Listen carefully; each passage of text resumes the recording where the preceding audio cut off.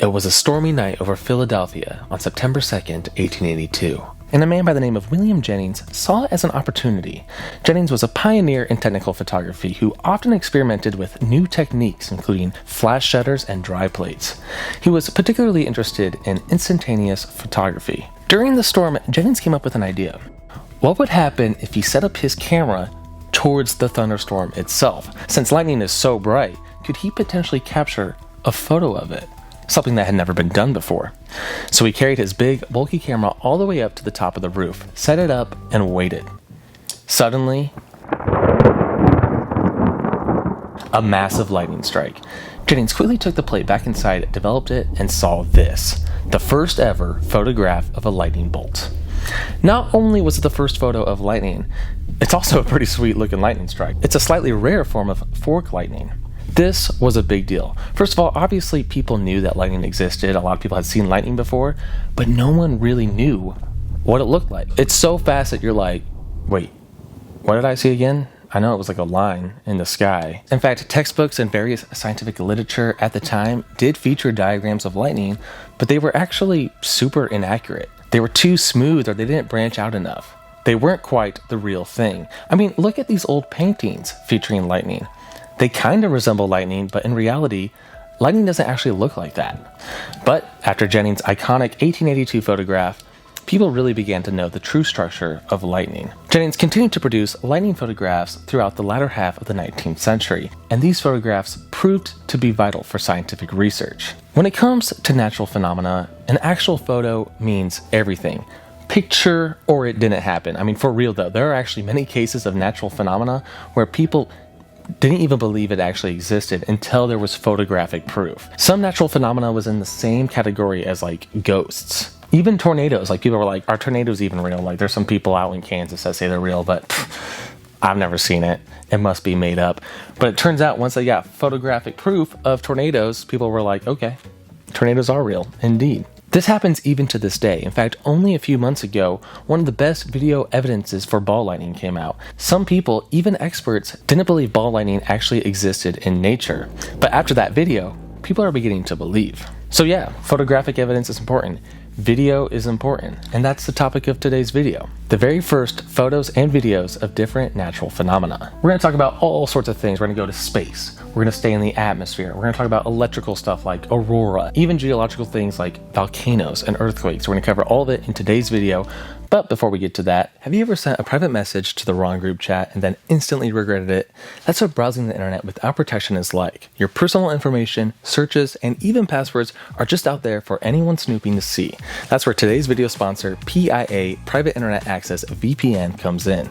So what is a VPN? A virtual private network creates an encrypted tunnel between your device and the internet. It hides your IP address and shields your digital life from hackers, your internet provider, or even government censors. Without it, connecting to Wi-Fi at the airport, a coffee shop, or even at home is basically leaving the door wide open to your personal data. With PIA, your data is locked, protected, and completely private. And here's the part that I love. PIA doesn't just keep you safe, it unlocks the fun side of the internet too. Ever tried watching your favorite show only to find out it's not available in your country? Perhaps you want to watch some of your favorite tornado movies like Twister or Into the Storm. Well, with PIA, you can connect to servers in 91 countries and all 50 US states, meaning that you can access region-restricted shows, live sports, and even snag better online deals by switching locations. One subscription covers unlimited devices and works on every platform. Windows, Mac, iOS, Android, Linux, you name it. Protect your entire household or even your whole workspace with one account. And unlike some other VPNs that log and keep all of your activity, PIA is 100% transparent. Their strict no-logs policy has been proven in court and verified by the separate third-party company Deloitte. Private Internet Access has over 30 million downloads, works with all major streaming services, and even supports peer-to-peer file sharing. Best of all, you can try it risk-free. PIA is offering my viewers a massive 83% discount. That's just $2.03 a month plus 4 extra months completely free. Be sure to visit piavpn.com/soilstudios or click the link in the description and protect your digital life today with PIA VPN. Thanks to Private Internet Access for sponsoring today's video. We are starting off with Chapter 1, Atmospheric Phenomena. Alright, so I know that I already mentioned lightning. But if we go back to lightning for a second, I have a confession to make. Technically, the very first photo of lightning came in 1847. It was this photo right here, captured by Thomas Martin Easterly. But this photo isn't nearly as famous as this one. So, I mean, this one's technically the first photo, but this one's the first great photo. But why even talk about photos when we could talk about videos? What was the very first video of lightning? Well, according to my research, the very first video of lightning came in the late 1890s from Thomas Edison. Thomas Edison was into filmmaking, and he was also into lightning, so it kind of makes sense. Unfortunately, I cannot find any copies of this footage anywhere.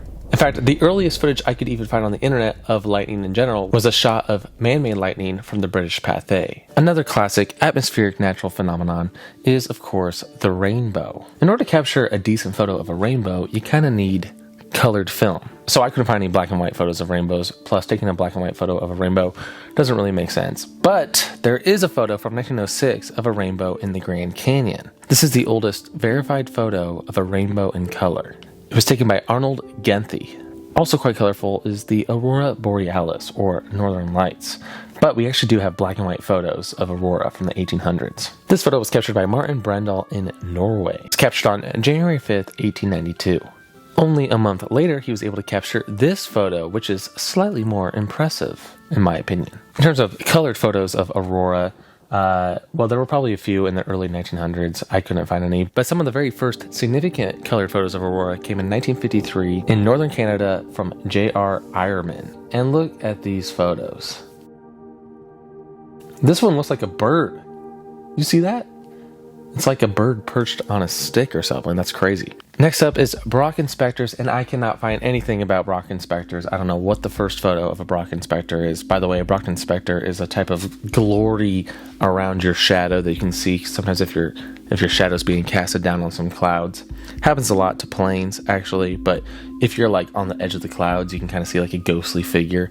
Kind of a creepy natural phenomenon. But I cannot find any early first photos of this. There are lots of sketches, though, which are pretty interesting. Scratch that, I actually did find an image of a Brocken specter from 1933 that does claim to be the first ever image of the natural phenomenon.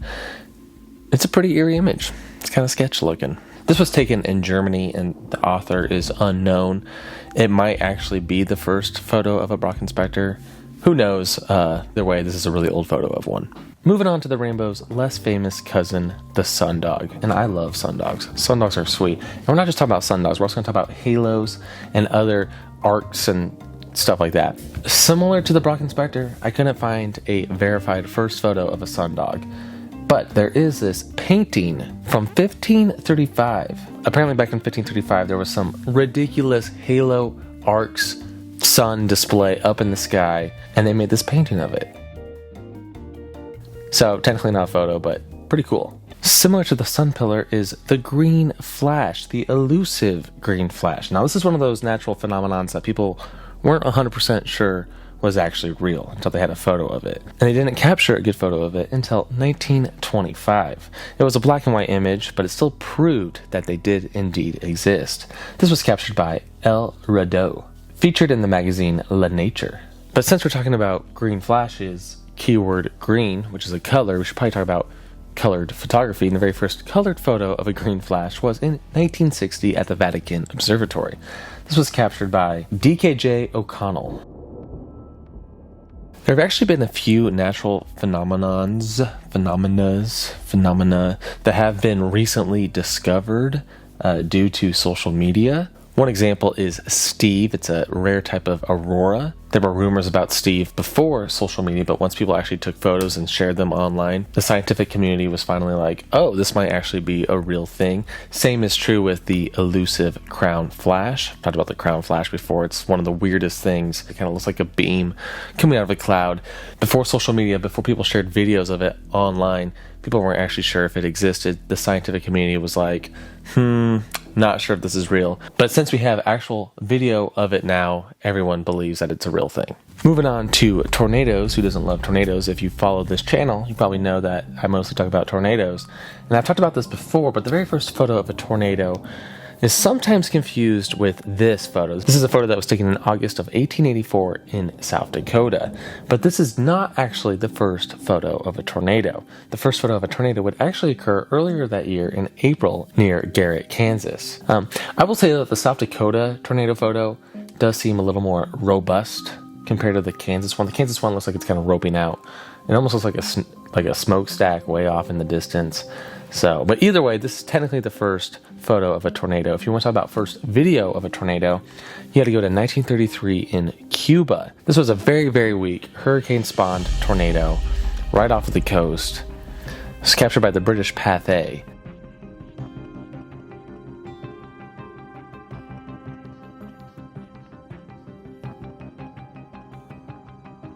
A pretty interesting video, but if you want to find the best decent video of a tornado, you're going to have to go all the way to the 1950s. John Gosson of Corn, Oklahoma, captured this motion picture of a tornado in 1951. Since there wasn't really any video of tornadoes at all, this video right here was used all the time in like safety videos and random informational videos. Not a bad video either. The other thing about old tornado videos and photos is that they look so creepy. They are so eerie. I did another video on this. I don't know, if you're interested in this kind of stuff, check out my channel. But we're moving on. This next entry is the hurricane. And this, to me, is actually pretty interesting because think about it. If you're in a hurricane, you're on the ground. So, you're going to capture a couple of clouds in front of you? No. If you want to see the whole structure of a hurricane, you got to be in space. Which means that the very first true photo of a hurricane with the eye and everything came from a satellite. The very first photo of a hurricane was of Hurricane Esther in 1961. And here it is. Look at that. We had some radar imagery of hurricanes, so we had an idea of what they looked like. We weren't just like completely like, whoa, that's crazy. That looks like Jupiter's eye, but on Earth. We weren't that thrown off by it, but still pretty sweet to see it in its true formation. This next one is pretty interesting because it was kind of a discovery. It's always cool when you discover a new natural phenomenon through photography or video. And we're talking about upper atmospheric lightning, specifically red sprites and blue jets. These things are ridiculous. I didn't know they existed until like 5 years ago. And when I found out they existed, I was like, holy buckets, that's sweet. Anyway, the very first photo of a red sprite occurred at the University of Minnesota in 1989, and it was captured on accident. People saw this and they were like, oh, what is that? What is going on? Unidentified aerial phenomenon, a true UAP. And then in 1994, we got the first footage of blue jets and red sprites from the US Air Force. Speaking of elusive lightning, what about ball lightning?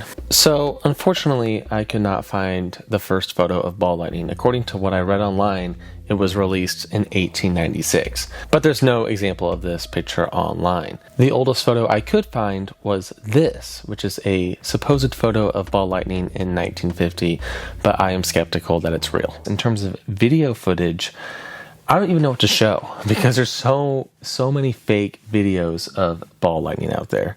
They're all over the internet. But there is one video that came out recently. I didn't get permission to use it, so I'm not going to show it. But look it up. The link is in the description. We are moving on to Chapter 2, Space. Space has all sorts of strange phenomena. Perhaps the most famous, well, at least in history, is the comet. It's believed the very first image of a comet came on September 27th, 1858, and was captured by William Usherwood. Unfortunately, that photo has not survived, or it's lost media. Since we don't have an example of the very first photo of a comet ever taken, here is an old photo of Halley's Comet in 1910. Photography is often used to discover comets. Sometimes you take a picture of the night sky, zoomed in really close, and then you take another photo a few hours later, and if anything moves, it could be a comet. The very first photo to discover a comet came in 1892, and it was of Comet 206P Bernard Bottini. Kind of a blurry photo, but still pretty interesting. Similar in terms of appearance to the comet is the meteor, aka a shooting star. Shooting stars are kind of like lightning. They are very quick, very difficult to capture on film. It didn't take very long after the first photo of a lightning strike for the very first photo of a meteor to appear, which was on November 27th, 1885. It's this little faint guy right here. One of the most famous natural phenomenon events of all time is the solar eclipse. So the very first photo of a solar eclipse was captured in Prussia. It was captured on July 28, 1951. More than just the first photo of a solar eclipse, this is the first photo of a solar corona, the atmosphere of the sun. And it's the first photo of solar prominences. These are big plasma ejecti coming out of the sun, which is sweet. And this right here is the very first video of a solar eclipse. It was captured by Neville Maskelyne on May 28, 1900 in North Carolina.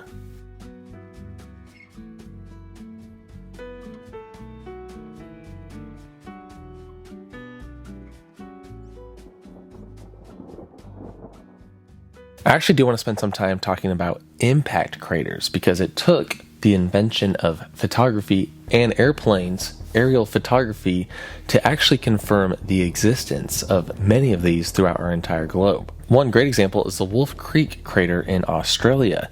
This had been known by the natives for a long time. They didn't know it was an impact crater, but it was a special site. But it wasn't until aerial photography in the 1940s that scientists were like, wait a second, what is that thing? That looks like an impact crater. And indeed, it is an impact crater. But speaking of impact events, one of the craziest natural phenomena, the lightning, jeez, scared me. One of the craziest natural phenomenons ever captured via photography was a comet impacting Jupiter in 1994. This is the first and only time such an event has been captured on film. I'm of course talking about Comet Shoemaker-Levy 9 impacting the surface of Jupiter. This comet actually broke up into several smaller pieces, and then each one of these pieces bombarded the surface of Jupiter. We even have an image of the atmospheric fireball. This might be the largest explosion, if we're not talking about like supernovas, but this might be one of the largest explosions ever documented. Not only did we capture the fireball, we also captured the massive scars on the surface of Jupiter, and these are massive. I mean, these are Earth-size holes in Jupiter's atmosphere. Insane. Anyway, we're going to go back to planet Earth with Chapter 3, Geology. And we're going to start off with volcanoes. What's the first photo of a volcanic eruption? There's a little bit of controversy. No one's exactly sure. Some people say that it could be this photo captured in the 1880s. There's also this photo captured in 1855 by Hugo Stagenwald. It's the earliest known photograph of Hawaii's most prominent volcano. Kind of looks like a few lava fields. But I am not interested in photos. I'm interested in video when it comes to volcanoes, because you really want to capture the big boom. There is footage of Vesuvius erupting in 1906, but it's not the greatest footage. It's very brief, and it doesn't really show that big boom event. Just kind of shows some debris being expelled from the side of the mountain. But if we move forward to 1915 with Mount Lassen in California, we actually have some pretty decent video footage of it erupting. Check it out.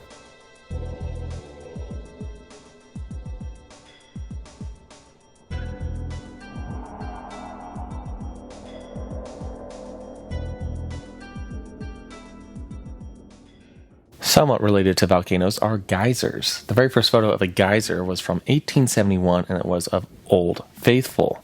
It's captured by Thomas J. Hine.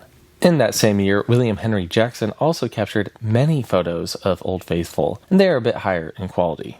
Now, earthquakes are kind of a difficult thing to photograph because it's really just the earth shaking, but technically you do get little fault ruptures, little cracks in the ground. You know, in movies when there's an earthquake and all of a sudden like the ground splits and they're like, ah, you know what I'm talking about? The earliest photograph that I could find of a fault line or a little crack in the ground came from the 1906 San Francisco earthquake.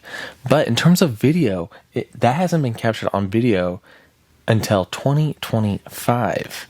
It just recently happened for the first time, according to the internet. This was the 7.7 magnitude Myanmar earthquake that occurred on March 28th, 2025. In this video right here, you can actually see the ground do one of those. It's security camera footage. If you look over here, watch what happens. Crazy. But this was actually a pretty tragic event that led to 6,000 fatalities. So I don't mean to sound too excited about it, but this was the first time that such an event had been documented. I want to move on to fire, specifically fire tornadoes, because fire tornadoes were rumored to have existed. With some major fire events of the 1800s, there were rumors that a fire whirl, a huge fire tornado, formed in the middle of the city or wherever this fire event was taking place. Now, no one knew for sure if this actually existed. That is until 2003 when Tom Bates captured one on film near Mount Airwang in Australia.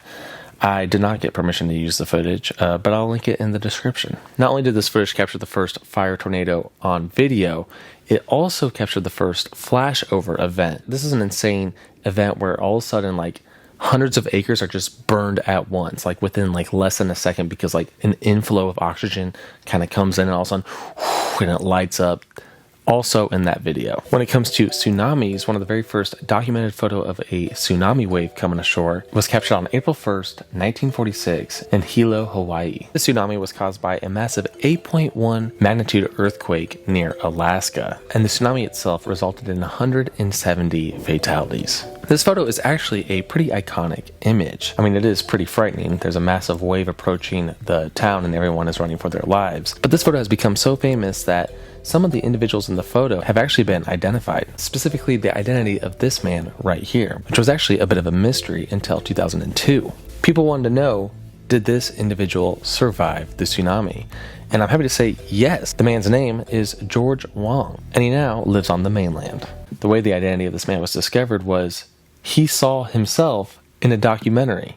Apparently they were watching a documentary on the event, and him and his wife were just chilling, watching it, and all of a sudden this photo came up, and he was like, yo, that's me, and he called the museum to let them know that that was him. Finally, I do want to briefly mention hydrothermal vents. These are those black smoke-looking things at the bottom of the ocean. These black smoker hydrothermal vents were discovered in 1979 by a scientific crew on the submarine Alvin. The expedition was led by Fred Spice and Ken McDonald.